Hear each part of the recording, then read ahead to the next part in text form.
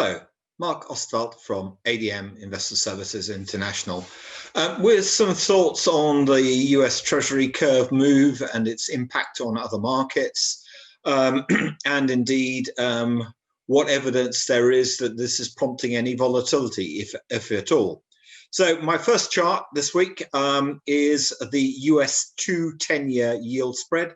As one can see, it's jumped sharply higher, though I think the notable aspect of this really, and it's a notable aspect of quite a few of these charts, is we're not talking about something which breaks a trend in the same way that we saw trends broken very sharply back in March or April last year, but something which is an extension of a trend, even if it is something which goes against the expectations that the rates will remain lower for longer, and therefore Treasury yields will remain contained in a well-defined range, which we've seen already in the latter half of last year.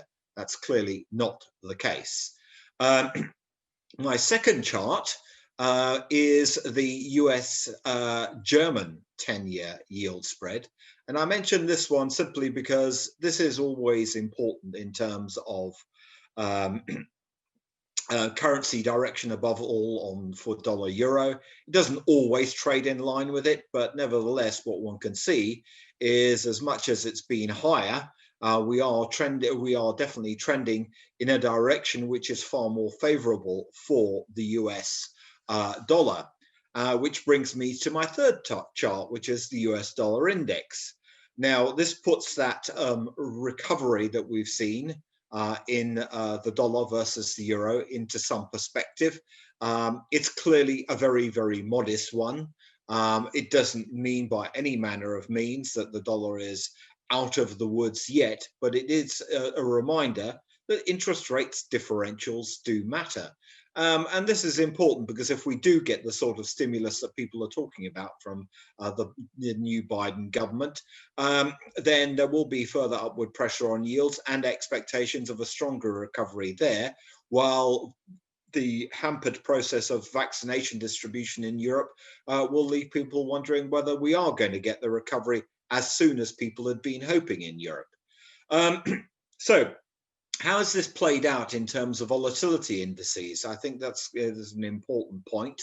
My first chart on that front is the Bank of America Merrill Lynch Move Treasury Volatility Index. And I think the remarkable thing is, as much as we've seen some quite sharp moves up in yields and steeper in curve terms in the US, both at the front and in the longer end, what we're also not seeing is a big move higher in volatility, certainly not in the same sort of way that we had in volatility shocks last year. And that brings me to my fifth chart, which is the VIX Volatility Index.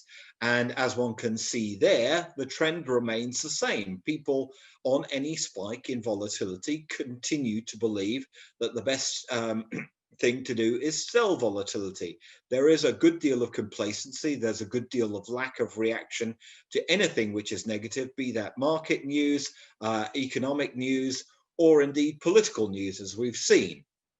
So this brings me to my final chart in respect of the dollar, and that is, so what has this upward move in terms of the dollar had on commodity prices? I've compared the Goldman Sachs commodity price index to the WTI oil second month future to try and iron out some of those spikes from last year. 4 minutes down. And as one can see, what we're getting is a move which is no longer actually being led by anything to do with the weaker dollar, but the move higher in oil. Move higher in oil is perhaps one trend which we need to keep a close eye on, because it could feed into more inflation, which would mean perhaps a reassessment of central bank rates at some stage. And those are the thoughts for this week.